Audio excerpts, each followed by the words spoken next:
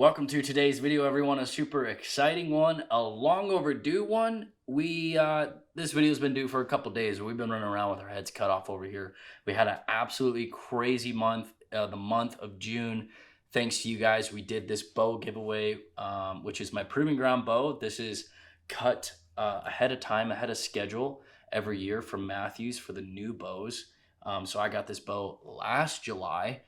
For the Proving Ground series or the marketing endeavors that Mathews does every single year. So it's truly a one of one. There's only a few that are cut in pre-production. And there's actually a bunch of little inconsistencies and stuff in the riser. If you kind of look compared to another bow, it looks a little bit different. So a true one-of-one. And of course I chase this or carry this bow around and chase a bunch of critters around all over the place. So we did the giveaway on Be Real Custom. Every order get entered to win automatically. So it was a lot of fun, and you guys absolutely crushed the store, which is only going to, makes things so much more fun the rest of the year. So we appreciate you guys so much for doing that. We got an all new website too now, BeRealCustom.com. So make sure to check that out. And this will not be the last time we do this. You guys love this, and it was a big success. So I want to do more custom bow builds and giveaways, just like we did here, because I think it was a big hit. I think it's really cool that we get to send this off to someone. So what we have is this giant wheel of names. Same thing how we did it with the WTA giveaway, but we have everyone's name. It was literally over 1,400 names in here. So what we're gonna do, moment of truth, we have this is just everyone's name. We have everyone's emails associated with this afterwards, so we'll reach out to you. But this bow is gonna go to a lucky winner right now. Suspense.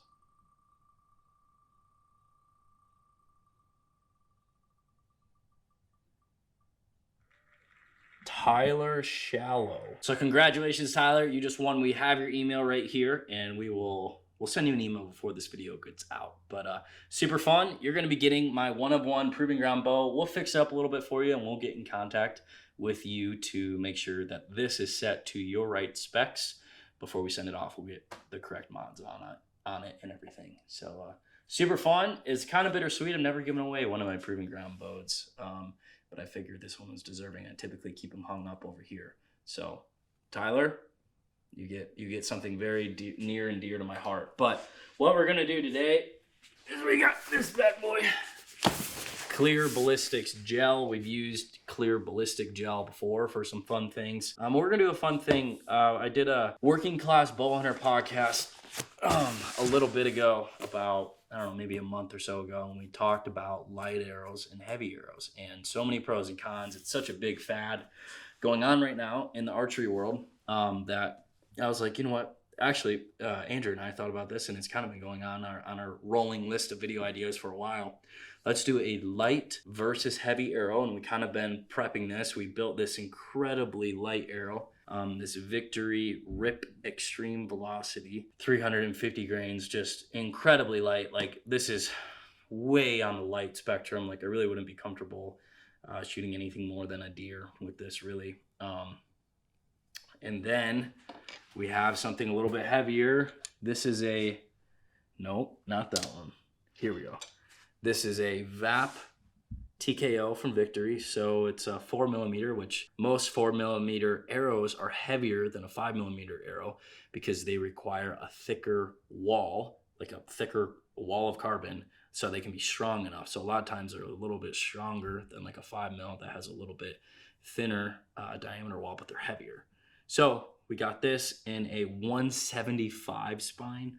So super thick wall, very strong arrow. And we got a 95 grain outsert on this with just a 100 grain tip. We thought about we can definitely go up in grains for the tip, but since we're gonna shoot like some normal broadheads and stuff in this test, we gotta run normal 100 grain tip. So we have these two arrows. We'll weigh them here in a second, but even just holding them right now, it's like, holy cow, are they totally different?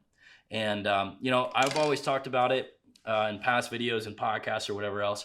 There's pros and cons to both. And it's like, where do you see the most value in an arrow? And for me, I see the most value in an arrow when it just comes to optimizing me killing stuff, because that's what we're doing. Speed is definitely a factor for that. Penetration is definitely a factor, and accuracy is probably the most important factor.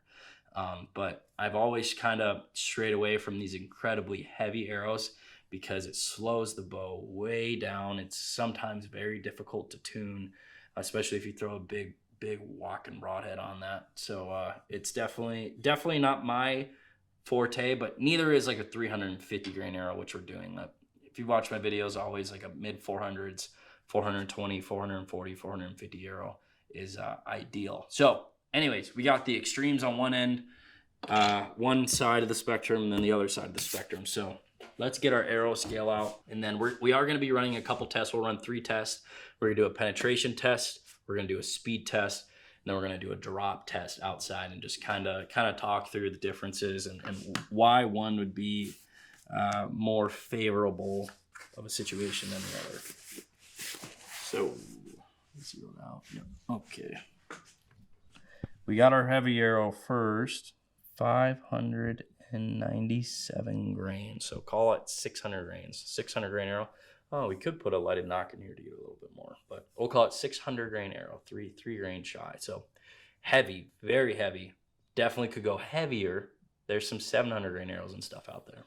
Then we have our super light arrow. So we've already done some videos on this, so I kind of know where it's about at. 351 grains. So we got 600 grain arrow versus 350 grain arrow. Very different. There's really not a winner at the end of this either.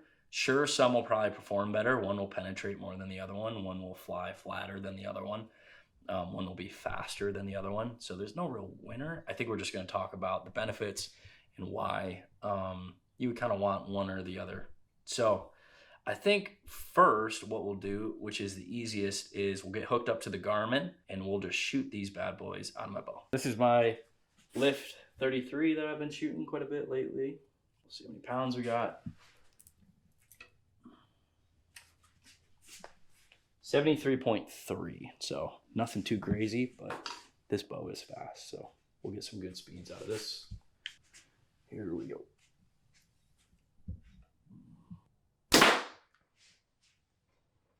.315. So pretty good. Out of my 80-pound, 29-inch lift, we're getting 340, I think. So quite a bit more. Let's punch in our new specs. We got 315. Okay. 600 grains. Man, just picking this up, it's way heavier.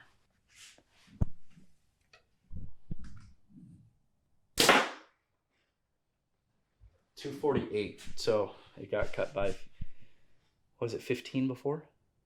15? So 50, 65, 67, 67 feet per second it dropped.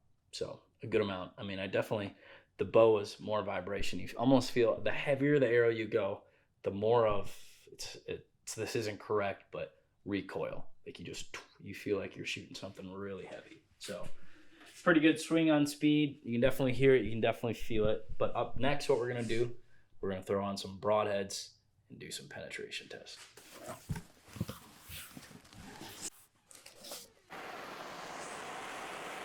We have our ballistic shell all set up, and we got a little piece of cardboard in the front of it so that the expandable broadheads open up, and we're going to be running my absolutely favorite head in the entire world, the little tiny dead meats.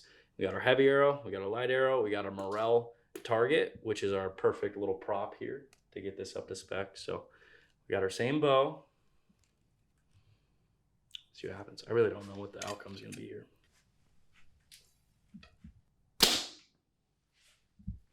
We got penetration. Did it open? Oh yeah, she opened. Nice. That's pretty good penetration. Okay. Let's try her again. We'll try the light one now. What do you guys think? You think this is gonna penetrate more or less? Less. You think it's gonna do less? We'll see. How less, I think, is the question. Minimal.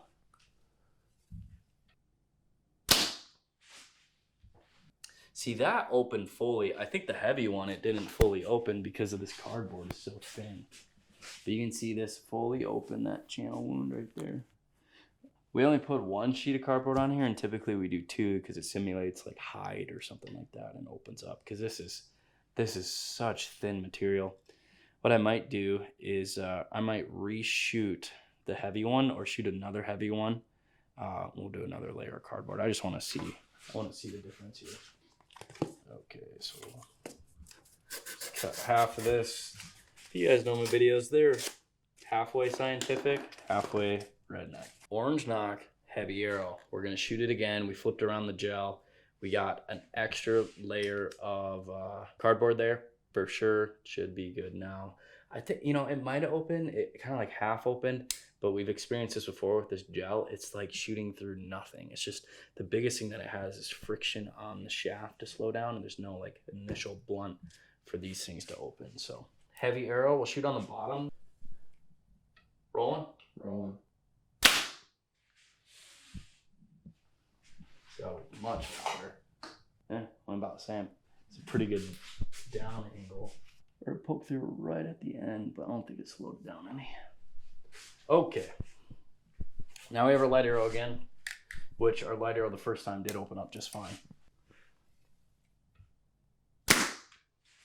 We do have a clear winner though. I said there was no real winner or loser in this case, but the heavy arrows did win. But if we look at it here, we're talking 2 inches from this one. The very first one we shot, it's really only an inch difference. And if we come at the back of the arrows here, so orange knocks are heavy ones, and then one's a yellow knock, one's a green knock. Those are the light ones. We're not talking that big of a difference. Especially, let me go grab this. This was our ballistic gel test for expandables. When you look at that, the variation there is almost greater, especially the NAP to the dead meat is almost greater than these heavy light arrows. I think that's what I'm trying to convey in this test is, yes, there's a difference from a 600 grain arrow to a 350 grain arrow, but it's not that much. It's really not that much for these penetrations. So if we get into maybe shooting some shoulder blades or some other things, we might get some other scenarios or different tests. But in all reality, I think people would expect like, oh, the 600 is going to be like fletchings deep, and then the light one's going to be just barely out. That's just not the case. The amount of energy that you lose, and maybe right now would be a good time, I'll flash up a chart that Joel Maxfield from Matthews is really famous for, of the amount of energy that you lose by changing your arrow weight to heavier. It just doesn't make sense. I'll flash this chart up though and kind of explain, like, there's an equilibrium part in everything that you do. And what's more reactive than this little test of heavy to light arrows using the same broadheads is what broadheads you're using. Some of these big, honking NAP 2-blade, we got the Whitetail Special right here. You're going to have way less penetration, even if you do have a heavy arrow. Like, these are all shot with the same arrow, even if you do have a heavy arrow, than like a dead meat and stuff. So it's a yin and yang. Where's our equilibrium point? Where do we want to be? So I think this test was really solid. I'm not sure what's going on. Well, the bottom one, it kind of skimmed on that target a little bit, so that could be one. The first one, I for sure know that there was not enough cardboard to open up for this heavy arrow, but the 2 light arrows opened up really nicely. Again, I absolutely love the dead meats. I've killed, I think, 30 plus animals, 40 plus animals with them now, and I've never had a bad deal with them. So on to the next test is arrow drop. Big thing about killing, like actually doing the killing, which at the end of the day, what we're doing, as hunters and stuff, is like we're going out and we're killing something. So I want to be as good as possible at doing that, as efficient, for respect to me, respect to the animal, respect to the sport, and a big part of that is actually hitting what you are aiming at. So I think the next process in this is going to kind of show that of some of these wild drops that you have as you back up. So we'll get these unscrewed out of here. We'll keep this ballistics gel for good time's sake. Let me paint a scenario. You're out hunting, bull screaming at your face at 20 yards, it spooks and runs out to 40. And you got to think, you're using a single pin, and you got to think about how high you got to aim, how low you got to aim, or whatever, vice versa. With a lighter arrow, that variance is less. You have a tighter sight tape, the trajectory is a lot flatter, all that fun stuff, and the mosquitoes are bad. The heavier arrow, you have a way bigger variance. So, even going from 20 to 50 with this 600 grain arrow is going to be pretty dramatic. So you really got to be dialed in. And a lot of guys are using these super heavy arrows and they're loving them, they're crazing about them, yada yada yada, and they never take a shot past 20 yards, which is fine. totally fine, nothing wrong with that. And especially for whitetails, I've never killed a whitetail past 47 or 50, 51. So most of my whitetails I shoot are 20 and 30 yards. Man, the mosquitoes are bad. With that said, it always is great to have better odds in your favor and a super flat trajectory. And anything you do, in a rifle and anything is best. So, I don't know where this is going to land. I'm going to shoot this real quick. We're shooting at the black target over there. Okay, so I was just a little right. We'll fix that. But I was dang near. I was about an inch low for middle. So now we'll shoot one of these heavy ones. And we'll just see the impact. Just different. It's kind of for fun. But we really will tell when we walk back.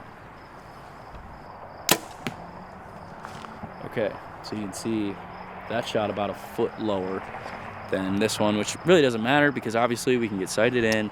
Not a big deal, nothing like that. But what we're gonna do now, I guess I should have said this is about 20 yards. I didn't even check. Yeah, 24 yards. So what we're gonna do now, I wanna go back. Let's call it, well, we'll go to the edge of my truck right here and we'll see whatever that is, we'll do it. Now we're at 45 yards, so we're gonna aim at the same exact spot using the same exact pin. And I'm gonna shoot each arrows, aiming at the same spot, and we'll just see how far they drop from where they initially landed. So we'll get heavy first.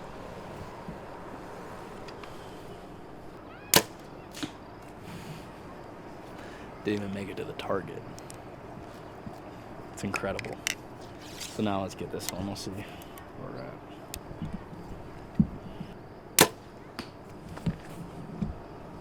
Definitely low, but it's stuck in the target. So I'm gonna redo that, but I'm gonna aim higher, a little bit higher up at the top of the target, just so we can get an accurate read. So let's go down.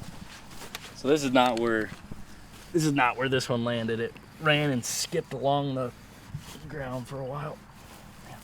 Okay, so this time we'll aim all the way about up here, and then I'll keep aiming up there. What I'll probably do is this. Take one of these nails. Back to 20. We're gonna do the same test again, but I want them both landing the same target in the right spot, so we're gonna aim just a little bit higher. Perfect, almost hit the nail. Now we'll do a heavy. This one will be just a smidgen lower. That might have blown through the target, actually got a soft spot. I'm back at 45, so we'll do our heavy arrow first again, and do our light one. Aiming at the same spot, same pin, haven't moved our sight.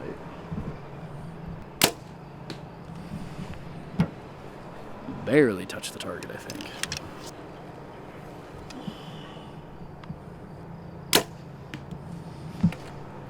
Okay, I think that's a pretty good representation, so let's go. Man, yep, this is what I wanted. I mean, at least visually. So we have our super light 350 grain arrow up top.